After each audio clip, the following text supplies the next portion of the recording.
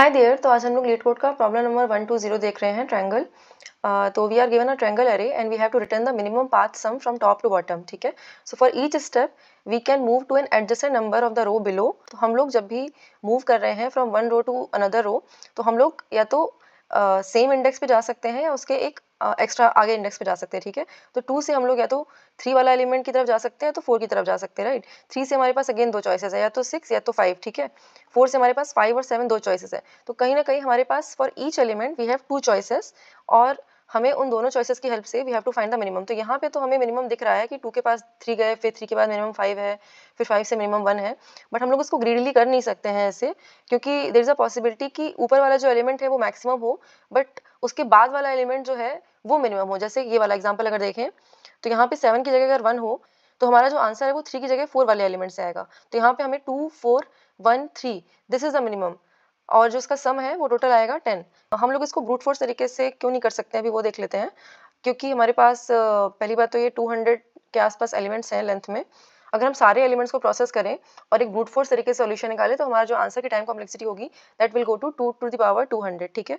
तो अगर हम ये वाली टाइम कॉम्प्लेक्सिटी कैलकुलेट करके देखें, तो 2 टू द पावर 200 है ये वैल्यू। और अगर हम इसका लॉग ले लें, और हमें पता है लॉग 2 बेस 10 की वैल्यू 0.3010 होती है।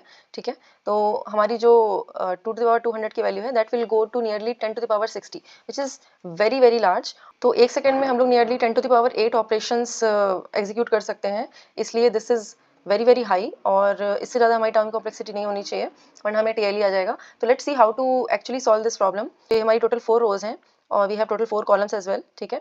तो हमें for each row we want to find कि नीचे वाली रो में से मिनिमम क्या मिलेगा हमें। ठीक है। तो अगर हम इस वाली रो से एक्सपेक्ट करें कि हमें नीचे वाली रो में से मिनिमम ला के दो, हमें नहीं मतलब। ठीक है। और फिर हम इससे भी सेम चीज़ एक्सपेक्ट करें कि हमें नीचे से जो मिनिमम वैल्यू है वो ला करके दो, और हम तब उस वैल्यू को सम करेंगे इसमें।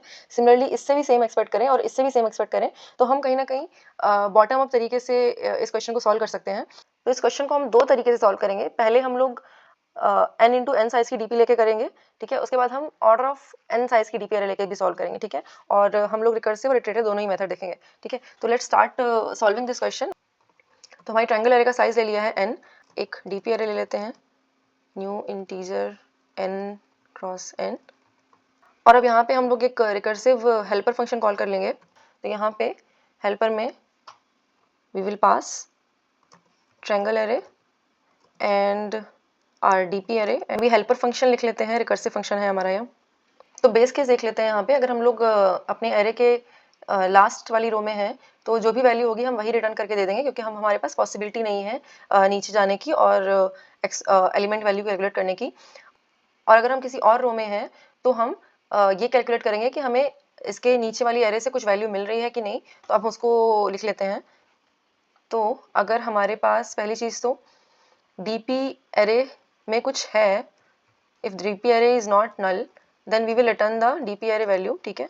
ओके। तो अभी इस वाले डीपी की वैल्यू कैसे कैलकुलेट कर रहे हैं, तो हम लोग करंट एलिमेंट की वैल्यू तो ऐड करेंगे ही। ठीक है।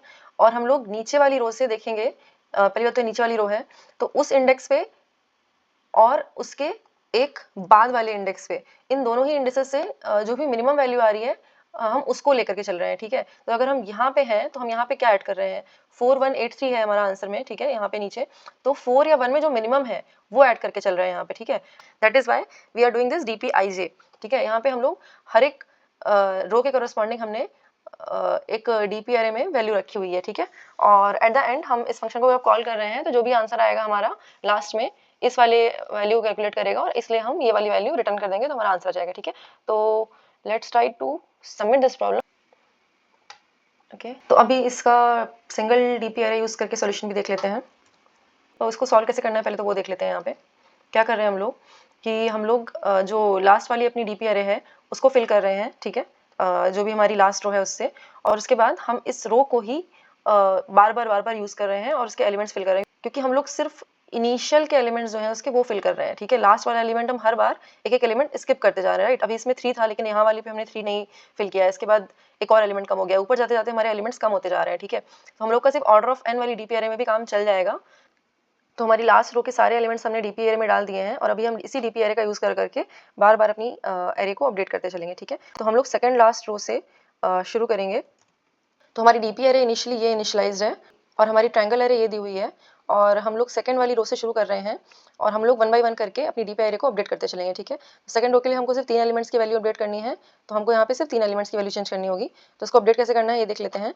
तो any element will be updated as minimum of whatever we can get from the next रो।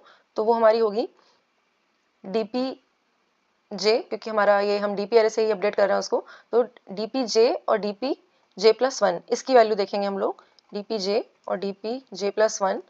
और ट्रायंगल में उस इंडेक्स पे वैल्यू क्या है वो हम ऐड कर देंगे, ठीक है। तो यहाँ पे और यहाँ पे जो सेकंड लूप चल रहा है हमारा जे इज लेस देन आई चलेगा, क्योंकि हमारी उतनी ही रोज उतने ही कॉलम्स होंगे उस वाली रो में जो कि हमें अपडेट करने हैं।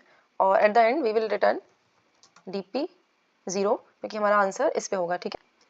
तो इनिशियली हमारी डीपी एरे ये है और उसके बाद सेकंड टाइम में जब हम लोग लूप चला रहे होंगे तो हमारी एरे ये हो जाएगी अपडेट होकर के, फिर थर्ड टाइम में हमारी एरे ये हो जाएगी और लास्ट में हमारी एरे ये हो जाएगी। Our answer will come into this 0th index and this we will return as our answer. Okay, तो जो टाइम कॉम्प्लेक्सिटी होगी सॉल्यूशन की ऑर्डर ऑफ n स्क्वायर होगी, क्योंकि हम लोग कहीं ना कहीं इस लूप को 2 बार चला रहे हैं, that is n into n plus 1/2। And तो जो हमारा अंदर वाला लूप है वो पहले तो n-2 टाइम रन करेगा, फिर n-3 टाइम रन करेगा, फिर ऐसे करके हमारा लास्ट में 1 टाइम रन करेगा। तो this is nearly order of n square. तो ये हमारी टाइम कॉम्प्लेक्सिटी हो जाएगी और स्पेस कॉम्प्लेक्सिटी इस केस में हमारी ऑर्डर ऑफ n है, क्योंकि हम एक ही डीपी एरे से काम चला ले रहे हैं। पहले वाले एग्जांपल में हमारी space complexity order of n square थी रिकर्सिव सॉल्यूशन के लिए, लेकिन इस वाले सॉल्यूशन के लिए हमारी time complexity order of n है। तो so I think that was all for this video. Thank you for watching. I will see you next one. Bye bye.